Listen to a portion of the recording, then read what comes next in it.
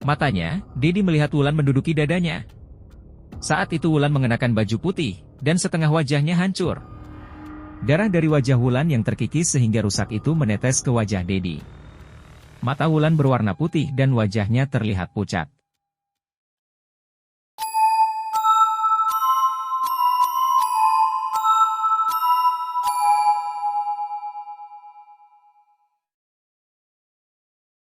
Assalamualaikum warahmatullahi wabarakatuh. Kembali lagi bersama saya di channel Danger Zone. Jadi di segmen Kismis Kisah Misteri kali ini saya akan menceritakan tentang diikuti arwah. Sebelum masuk ke ceritanya, alangkah baiknya kalian dukung channel kami dengan cara subscribe, like, comment, and share ke teman-teman kalian semua. Agar kami lebih semangat lagi untuk membuat video-video yang lebih menarik lagi. Oke, tanpa banyak basa-basi kita gas ke ceritanya. Kismis Kisah Misteri dimulai.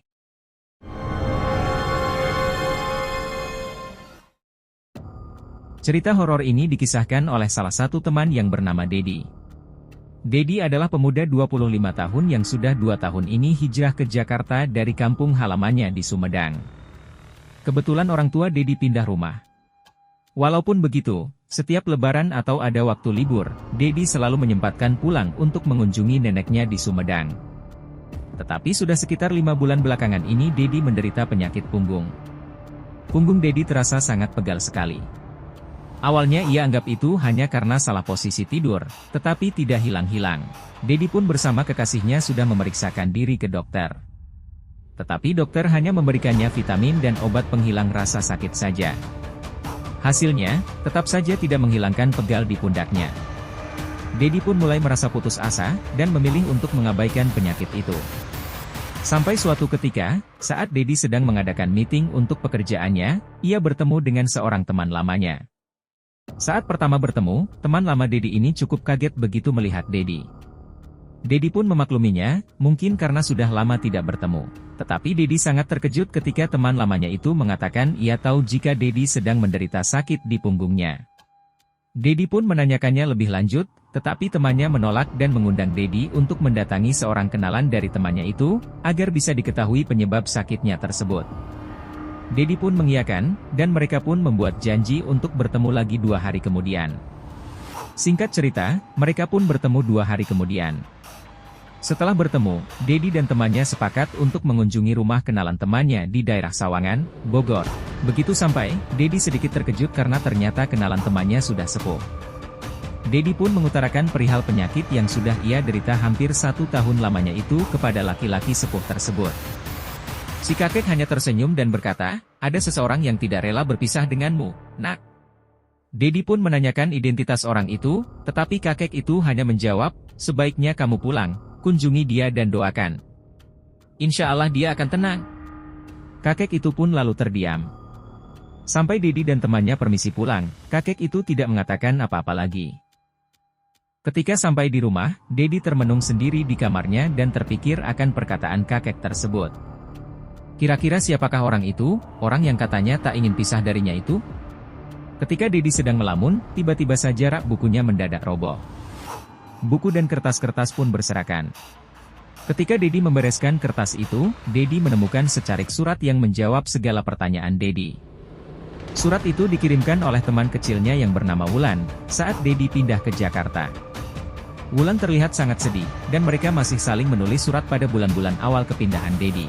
Tetapi seiring berjalannya waktu, Dedi jadi sibuk dan tidak membalas lagi surat dari Wulan. Ditambah lagi Dedi sudah mempunyai kekasih di Jakarta. Apakah Wulan yang kakek itu maksud, pikir Dedi. Akhirnya keesokan sorenya, Dedi memutuskan pulang ke Sumedang untuk menemui Wulan, sekalian berkunjung ke rumah neneknya. Tepat pukul 7 malam, Dedi sampai di rumah neneknya di Sumedang, dan berniat menemui Wulan keesokan harinya. Esoknya, tepat pukul 11 siang Dedi berangkat menuju kediaman Wulan. Begitu sampai di sana, orang tua Wulan pun menyambut Dedi. Tetapi ketika Dedi menanyakan keberadaan Wulan, ibunda Wulan menangis. Dedi pun bingung, mengapa ibunda Wulan menangis? Dengan nada bergetar, ayah Wulan menceritakan bahwa Wulan telah meninggal karena motornya ditabrak truk sekitar 1 tahun yang lalu. Dan sebelum Wulan meninggal, ia selalu mempertanyakan keberadaan Dedi dan mengapa Dedi tidak membalas suratnya. Mendengar hal itu, keringat membasahi tubuh Dedi. Detak jantungnya tidak beraturan. Jadi penyebab punggungku sakit beberapa bulan ini adalah karena Wulan mengikutiku, pikir Dedi. Bulu kuduk Dedi pun merinding. Jadi alasan kenapa temannya terkejut saat melihatnya adalah karena temannya melihat penampakan seorang wanita yang nyaplok di punggung Dedi, dan mengikuti kemanapun Dedi pergi. Dedi pun segera pamit pulang. Sesampainya di rumah neneknya, Dedi semakin cemas dan ketakutan akan hal itu. Akhirnya Dedi teringat ucapan kakek itu agar Dedi mendoakan Wulan. Saat itu juga Dedi melaksanakan sholat malam, hal ini ia niatkan untuk mendoakan Wulan. Di dalam sholat itu Dedi meminta maaf karena tidak membalas surat-surat Wulan, dan juga mengabaikan perasaan suka Wulan terhadap dirinya. Tidak lupa juga Dedi mendoakan agar Wulan tenang di alamnya. Setelah melaksanakan sholat, Dedi merasakan sesuatu yang aneh. Merasa kedinginan, padahal udara di kamarnya bisa dikatakan hangat. Dedi pun memutuskan untuk pergi tidur.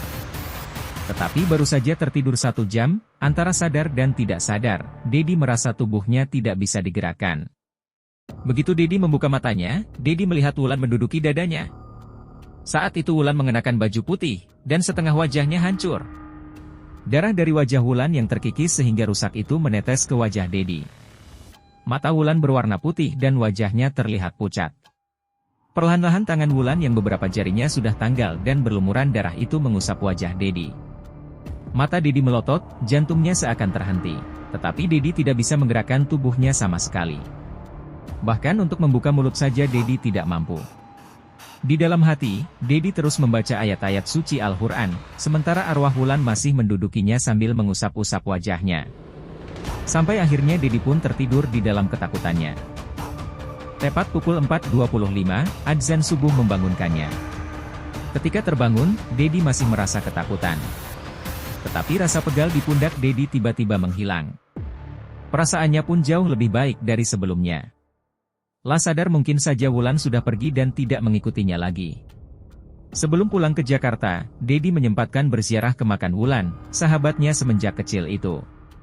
Di depan pusara Wulan, Dedi mengutarakan bahwa Wulan adalah sahabat terbaiknya, walaupun ia sudah tidak ada. Setelah itu Dedi meninggalkan pemakaman dan kembali ke Jakarta. Hingga saat ini Dedi tidak pernah lagi merasakan sakit di punggungnya. Oke, mungkin segitu saja cerita yang bisa kami sampaikan. Mudah-mudahan dapat menghibur kalian semua. Dan jangan lupa ikuti kami terus ya. Wassalamualaikum warahmatullahi wabarakatuh.